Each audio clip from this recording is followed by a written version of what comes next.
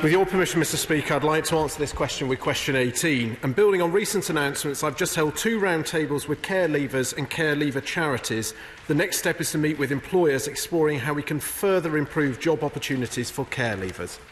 Cleverly. Thank you, honourable friend, for that answer. Prior to universal credit under the legacy system, care leavers and other vulnerable job seekers were just left to sign on. But now with tailored support and work coaches, that has changed.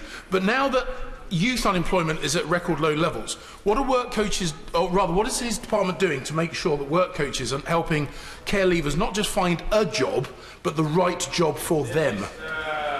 I'd like to pay tribute to my honourable friend, who I know has championed this area for a number of years, in particular during his time under the former Mayor of London as his youth ambassador. And we recognise that the key is to build a personalised and positive relationship between the work coach and the care leaver. And we've been working very closely with the Children's Society and Barnardo's to improve both the guidance and the training for all of our frontline work coaches. Care leavers is one of the groups at highest risk of homelessness. What support does the department offer to help care leavers and vulnerable claimants secure housing? I know my honourable friend held a very powerful debate in Westminster Hall last Thursday covering some of this area, and the government takes it very seriously, and we're providing additional funding for 47 local authorities who have the highest numbers of care leavers at risk of rough sleeping. The funding will allow them to appoint specialist personnel advisors to provide additional support to small caseloads of those at risk. And I'm further keen to look at opportunities to open up the job centres 6 months before their 18th birthday to actually look at all the different areas of opportunities and support available to those care leavers. Thank you, Mr Speaker. Given that care leavers are by definition vulnerable and have a whole host of challenges, including housing, as well as getting into work and skills and training, what discussions is the DWP having with local authorities so that rather than dripping a few special projects, the government actually addresses the chronic underfunding of local government that has let care leavers down, among many others?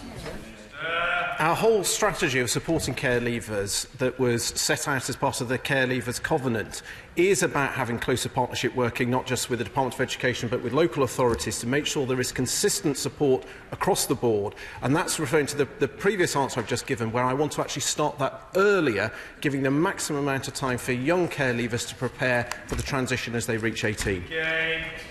Mr Speaker, I think the government deserves some credit for the Care Leaver Covenant. And I want to ask the Minister what specific joint work is being undertaken with the Minister for Children and Families to ensure that every young person leaving local authority care leaves with a specific offer of a job, an apprenticeship or further training. And have they considered making this a legal obligation? Honourable Member, I know he's raised similar issues before, and it's absolutely right that it is joined up, that it is consistent. At the moment, we look in terms of DWP at 28 days before they're due to start UC. As I've said, I think that should be brought forward to 6 months, opening up, giving actual advice and sort of training on the different opportunities that are available. It's vital that all groups work in partnership, and they have supported all of the roundtables that I've held, and I will continue to work closely with them. Speaker.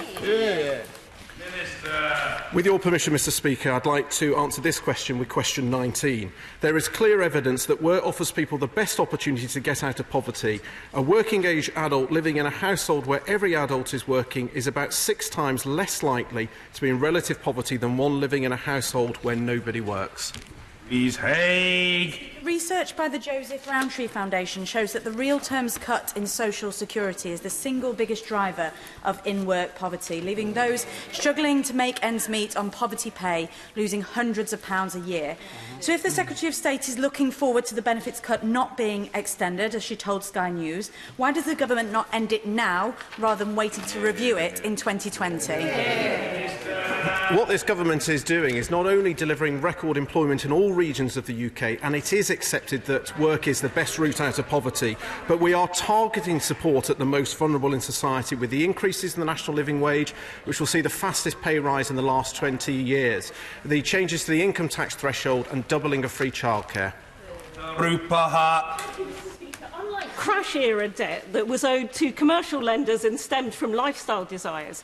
Turn to Us report that the bulk of their 9,000 users in Ealing are actually in-work adults that are struggling to meet the bare basics. Their debts are to council housing departments, energy providers and water companies. If they won't unfreeze the benefit cap now and they won't end the scandal of zero-hours contracts, what are they doing about this worrying trend noted by the LSE, the NAO and CAB? As we know, there are 1 million fewer people in absolute poverty and 300,000 children. And this is a theme that the Honourable Member has raised in the last DWP Rules questions, where she set out a very distressing case of a claimant that she claimed was left with just £10 over Christmas because her payment was due on Christmas Day. We've looked into that. I took a personal interest in this, and actually they received their full entitlement before Christmas, as well as interim support for childcare following that as they had been able to secure work. And I know the Honourable Member would want everybody in the House to be aware of this. Testament to the effectiveness of repetition. And as I've often had cause to observe, I say this as much for the benefit of those observing our proceedings as for members, repetition is not a novel phenomenon in the House of Commons. Jack Dromey. Mr. Speaker, that more are in work is welcome. That 1 in 8 are the working poor, with working parents struggling to clothe and feed their children, is shameful. Does the Secretary of State not recognise that working poverty not only consigns millions to an often hand-to-mouth existence, but also, because they fall beneath the threshold for auto-enrolment, working poverty is all too often followed by a retirement in poverty, and that cannot be right. Well, auto-enrolment is a success with 10 million new savers, and we intend in the future to lower the starting age from 22 to 18 and remove the lower earnings limit.